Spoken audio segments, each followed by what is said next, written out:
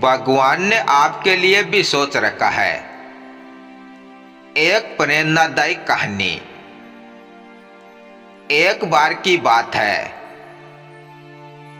एक गांव में मोहन नाम का एक गरीब किसान रहता था। वह मेहनती था, लेकिन उसकी फसल हर साल किसी न किसी वजह से खराब हो जाती।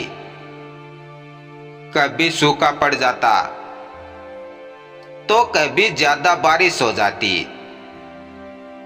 वह हताश और निराश हो गया और सोचने लगा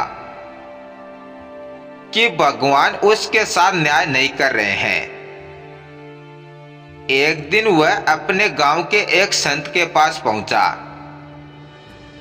और अपनी परेशानियां बताई। संत मुस्कुराए और बोले, भगवान ने तुम्हारे लिए भी कुछ अच्छा सोच रखा है, लेकिन तुम धैर्य रखो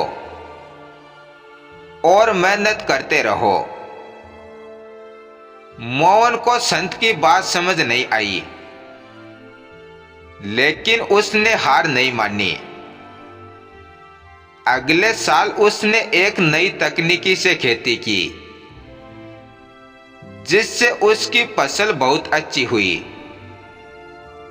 लेकिन तभी गांव में टिड्डियों का हमला हो गया और उसकी फसल फिर बर्बाद हो गई। वह फिर से निराश होकर संत के पास पहुंचा। संत ने उससे फिर वही बात कही,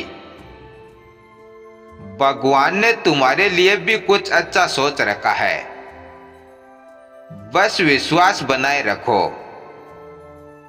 कुछ दिनों बाद राजा के दूत गांव में आए और घोषणा की कि सरकार उन किसानों को मुआवजा देगी जिनकी फसल टिड्डियों ने नष्ट कर दी। मोहन को मुआवजे का उम्मीद से कहीं ज्यादा पैसा मिला और उसने उसी पैसे से एक नया व्यापार शुरू किया और धीरे धीरे उसकी जिंदगी बदल गई। अब वह न केवल एक सफल व्यापारी बन गया था, बल्कि गांव के अन्य किसानों की भी मदद करने लगा। एक दिन फिर जब वह संत के पास गया तो उसने भावुक होकर कहा, संत जी, आप सही थे।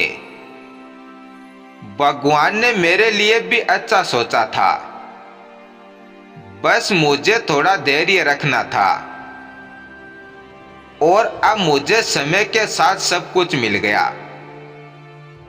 इस कहानी से हमें यह सीख मिलती है कि कभी कभी जीवन में कठिनाइयां आती है, लेकिन हमें विश्वास और धैर्य बनाए रखना चाहिए।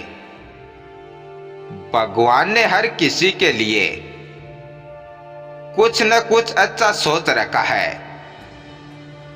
बस सही समय आने तक मेहनत करते रहना जरूरी है। धन्यवाद।